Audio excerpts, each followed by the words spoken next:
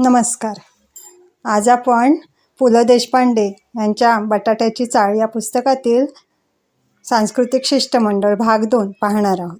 चला तर सुरू करूया. कुशाभाऊ अक्षीकर यांना बटाट्याच्या चाळीत नाट्यभैरव अशी पदवी आहे. एकेकाळी ते गंधर्व कंपनीत आचारी होते. नाट्याचा ह्यांचा अभ्यास अत्यंत सूक्ष्म आहे. केवळ नारायणांच्या संयुक्त मानापमानात मुख्य चोराची भूमिका ह्यांच्याकडे होती, परंतु नाटकाच्या तालमीत ते ह्या भूमिकेशी फारच तद्रूप व्हायला लागले आणि कंपनीतल्या लोकांनी ह्यांची धास्ती घेतली. खुद्द धैर्यधराने यांच्यापुढे हात टेकल्यामुळे प्रत्यक्ष प्रयोगात ह्यांना आवरणे कठीण होईल म्हणून ते कामच काय, परंतु ती नोकरीही गेली आणि तेव्हापासून मुंबईच्या एका इंग्लिश फर्ममध्ये ह्यांनी कारकुनांच्यासाठी लहानसे हॉटेल चालवले आहे. एखाद्या कारकुनाने "काय कुशाभाऊ, गरम काय आहे?" एवढा सवाल केला की गरम भजी, नरम उसळ, चटकदार मटकी, खुमासदार खमण, टेस्टदार टामॅटो ऑमलेट, मजेदार मठ्ठा, कडक कॉफी, चटकदार चहा अशी नामावली उच्चारताना कै गणपतराव जोशांची आठवण करून देतात. शिवाय कारकुनांना खायला घालण्याचे कार्य हे करीत असल्यामुळे देशातील अन्न परिस्थितीचा ह्यांचा अभ्यास हाही जमेला धरण्यासारखा होता. कुशाभाऊ या मंडळात नाट्यतज्ज्ञ व खाद्यपंडित अशा दुहेरी नात्याने हजर होते. एच. मंगेशराव हट्टंगडी हे चाळीचे मूर्तिमंत संगीत. युद्धकाळात व दंग्याच्या दिवसात चाळीचे मोराल नैतिक धैर्य टिकवण्याच्या बाबतीत ह्यांचा फार उपयोग झाला. शास्त्रोक्त संगीताचा, विशेषतः तराण्यांचा ह्यांचा अभ्यास फार दांडगा. तराण्यांच्या अभ्यासामुळे कोणतेही गाणे ह्यांच्या कंठातून तराण्यासारखेच बाहेर येते. गणपतीच्या दिवसात कितीही गर्दी झाली तरी मंगेशरावांच्या नुसत्या षड्जपंचमाने मंडपात सामसूम होते. शिवाय राजकारणाचा ह्यांचा अभ्यासही चांगला आहे. व्यवसायाने हे जरी अकाउंटंट असले तरी रुपये आणि पैंच्या जोडीने ह्यांचा मात्रांचा हिशेब मापून घ्यावा. संगीतातील जमाखर्च ह्या विषयावर ह्यांचा विद्वत्ताप्रचूर संबंधही आहे. एका ख्यातनाम गवयाच्या बैठकीत एकूण 5,500 मात्रांचा हिशेब झाल्याचे यांनी चटकन सांगितले होते. तबला वादनातही ह्यांचा हात धरणारा इसम क्वचित सापडेल. ऑफिसमध्ये यांनी एकदा आड्या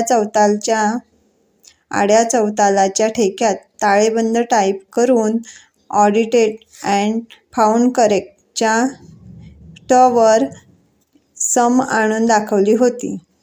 असा हा बहुगुणी हिरा शिष्टमंडळात असणे अत्यावश्यक होते. सौ वरदाबाई हट्टंगडी ह्या श्री एच. मंगेशरावांच्या पत्नी मंगेशरावांच्या तालमीत तयार झाल्या. रेडिओवर पुढे मागे कार्यक्रम होणार होता. ह्यांनी महबूबे मेझी की खाँसाहेब, सुरावर्दी खाँसाहेब, राजा की मंडीवाले यांच्याजवळ संगीत शिक्षणाला सुरुवात केली. खाँसाहेबांनी ही शिकवणी सुरू झाल्यानंतर थोड्याच दिवसात आपला पिढीजात बुरके शिवण्याचा धंदा सुरू केल्यामुळे ह्यांचे संगीत शिक्षण थांबले. त्यानंतर काही दिवस यांनी भरतनाट्यम शिकायला सुरुवात केली, परंतु ह्यांचे नृत्यकलेतील गुरु टँजोर जंबूराज यांनीही नृत्यकला सोडून न्यू मद्रास बेकरीत पायांनी पावाची कणिक तिमण्याची नोकरी पत्करून कला आणि जीवनाचा संबंध जोडला. त्यामुळे ह्यांना नृत्यकला सोडावी लागली, परंतु अजूनही त्यांना नृत्याची खूप आवड आहे. चाळीतल्या गणपतीत जाहीर कार्यक्रमात त्यांना नाचण्याची विनंती केली की नाचायला त्या अगदी एका पायावर तयार असतात. आपल्या सुविद्य पतीच्या प्रोत्साहनाने ह्यांनीही आपण नृत्यकला का सोडली यावर नृत्यसाधेचा नावाने पुस्तक लिहिले आहे. याशिवाय ह्यांच्यामुळे चाळीतील इतर मंडळींच्या घरी उप्पीटू, उडदाचे पोळे, सान्ने वगैरे निरनिराळी नावे एकाच पदार्थाला देण्यात येतात. तिखटा सांजा बिघडला की तो उप्पीटू आहे असे सांगण्यात येते व त्याची रुची बदलते. हेच इतर पदार्थांच्या बाबतीत. प्राध्यापक नागू तात्या आडे वास्तविक बटाट्याच्या काय, परंतु जगातल्या कोणत्याही चाळीत नागू तात्यांच्या इतका विद्वान माणूस शोधून सापडायचा नाही. पण चाळीतल्या कुठल्याही कार्यात मोडता घालण्याचे कार्य हे करीत असल्यामुळे एवढ्या विद्वान माणसाच्या सहकार्याला चाळ मुकली होती. परंतु शिष्टमंडळ जाणार वगैरे कथा सुरू झाल्यापासून नागूतात्यांनी धोरण बदलले होते. ज्ञानेश्वरीपासून ते रेल्वे टाइम टेबलपर्यंत सारे ग्रंथ नागूतात्यांना मुखोद्गत आहेत. गेल्या 35 वर्षाचा टाइम्स त्यांना पाठ आहे. जगातले सारे विद्वान महामूर्ख कसे आहेत हे ते तारीखवार सांगतात.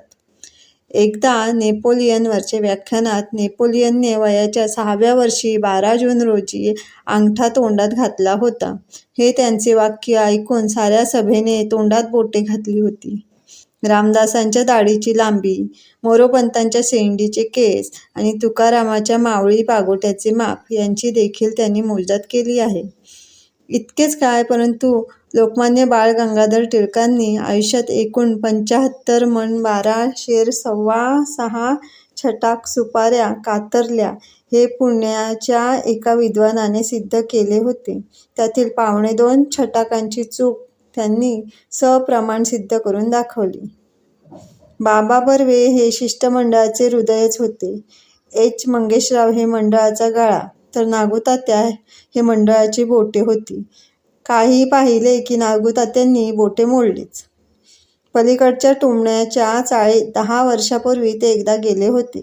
तिथल्या एकूण जिन्यांच्या पायऱ्या, बंद होणाऱ्या खिडक्या आणि एकदा बंद झाल्यामुळे उघडू न शकणाऱ्या खिडक्या यांची त्यांनी बोटे मोडून मोजदाद करून डोक्याच्या फडताळात तो आकडा ठेवून दिला होता.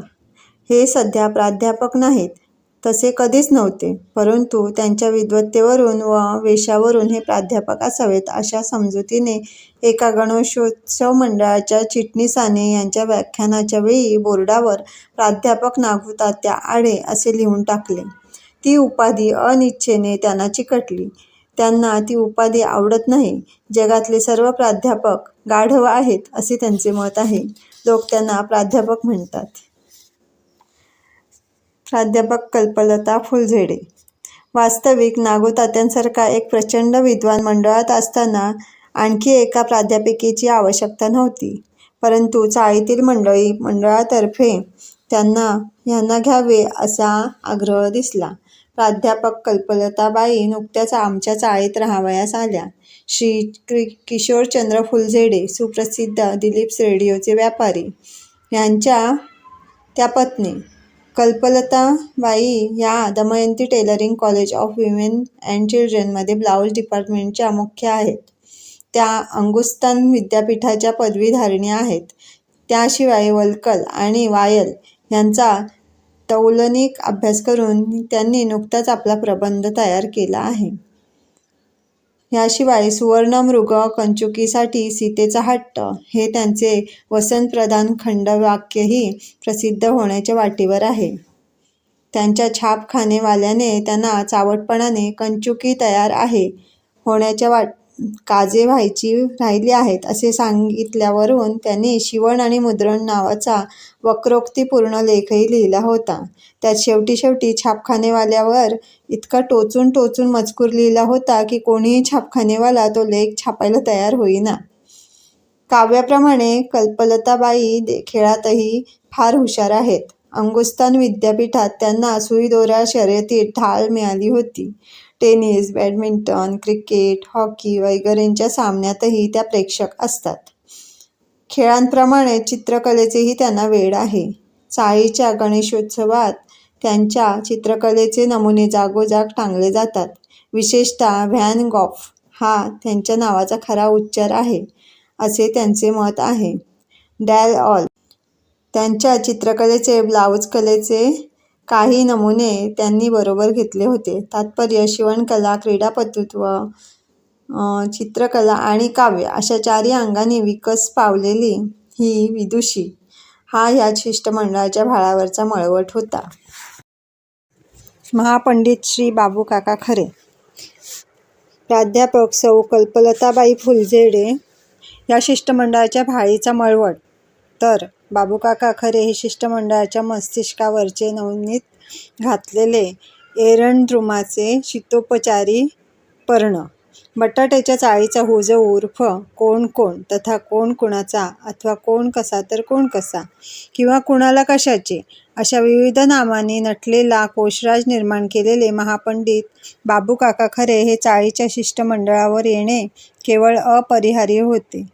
हुजहू खेरीज बाबूकाकांनी अनेक कोश निर्माण केले होते, करीत आहेतही. उदाहरणार्थ मुंबई शहरातील भद्र खाद्य केंद्रे, भद्र, भज, भजी. भजी ही व्युत्पत्ती त्यांनी सिद्ध केली आहे. ओष्टलौल्य, ओष्टलौल्य, होटलौल्य, हॉटेल, स्थानांची व्यापारी जंत्री किंवा पुण्यातील मिशा ठेवणाऱ्यांची आकडेवारी किंवा प्रासंगिक भाषणे ही बारशापासून 61पर्यंतच्या गौरवांची, निरोप समारंभांची, परिचयात्मक वगैरे नमुनेदार 900 तयार भाषणे ह्यांसारखे ग्रंथ ही त्यांची वाङ्मय सेवा शारदादेवीच्या दरबारी रुजू आहे. येल्लूर मठाच्या शंकराचार्यांनी त्यांना महापंडित ही पदवी आणि कानटोपी मानपत्रासकट दिली होती. त्यात खरे कुलोत्पन्न बाबूकाकाख्य बट्टकंद वस्ती स्थानवासी सकल गुणालंकार कंदील खलू महापंडित असे म्हटले आहे. बाबूकाकांचा अभ्यास साक्षात पाणिनीप्रमाणे समोर वाघ उभा असताना चालू होता. राणीच्या बागेत बसून त्यांनी दादोबांच्या व्याकरणातील मोठे ल्यंबंत आणि तुबंतातील उदाहरणांच्या चुका काढल्या होत्या. एक एक चूक सापडल्यावर त्यांनी आनंदाने केलेल्या गर्जना पिंजऱ्यातला वाघ कौतुकाने ऐकत उभा राहत असे. शिवाय गृहस्थ अत्यंत मनमिळाऊ मुंबईतील एकारांत आडनावाने कारकून हा कोश तयार करीत असताना साठे, टेंगशे, पाध्ये वगैरे अनेक एकारांत कारकून त्यांच्याशी एकेरीवर येत. परंतु ह्या महापंडितांनी आपली मनशांती ढळू दिली नाही. तूर्त त्यांचे दादर विभागातील पोटभाडेकरूंचा जातीवार कोश लिहिण्याचे काम चालू आहे. बाबूकाका एवढे विद्वान असून निगर्वी, चाळीच्या कोणत्याही कामाला तयार. चाळीतली 4हून अधिक माणसे कसल्याही सार्वजनिक कार्याला बाहेर पडली की सर्वात पुढे बाबूकाका असायचे. त्यामुळे शिष्टमंडळातही तेच सर्वात पुढे होते. ग्रह गौरव श्री अण्णा पावशे. कोणत्याही सत्कार्याला ग्रहांचे पाठबळ असल्याशिवाय यश येणे कठीण. अण्णा पावशे हे चाळीतले अधिकृत होरारत्न. आज जगातील थोरामोठ्यांच्या कुंडल्या अण्णांच्या दप्तरी पडून आहेत. त्यांची ज्योतिष वर्तवण्याची शैली शि. म. परांजप्यांसारखी वक्रोक्तीपूर्ण आहे. काळ करते परांजपे ज्याप्रमाणे इंग्रज सरकार दयाळू आहे म्हणून त्या सरकारचे गेले बिचारे क्रौर्य व्यक्त करीत, त्याप्रमाणे अण्णा भविष्य उलटे वर्तवितात.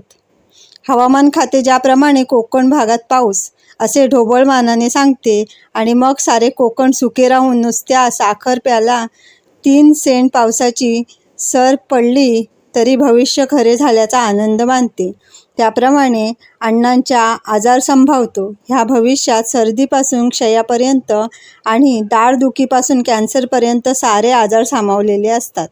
परंतु अण्णांना विचारल्याखेरीज चाळीचे पाऊल इंचभर पुढे सरकत नाही. त्याशिवाय ज्योतिषशास्त्रात अण्णांनी स्वतंत्र शोध लावले आहेत. आपला देश कृषीप्रधान, त्यामुळे ज्योतिषही तसेच. उदाहरणार्थ नांगर चालवायचा मुहूर्त, बैल घेण्याचा मुहूर्त इत्यादी मुहूर्त आहेत. परंतु उदाहरणार्थ अण्णांनी आधुनिक यंत्रसामुग्रीत ग्रहमान कसे पहावे याचा अभ्यास केला आहे.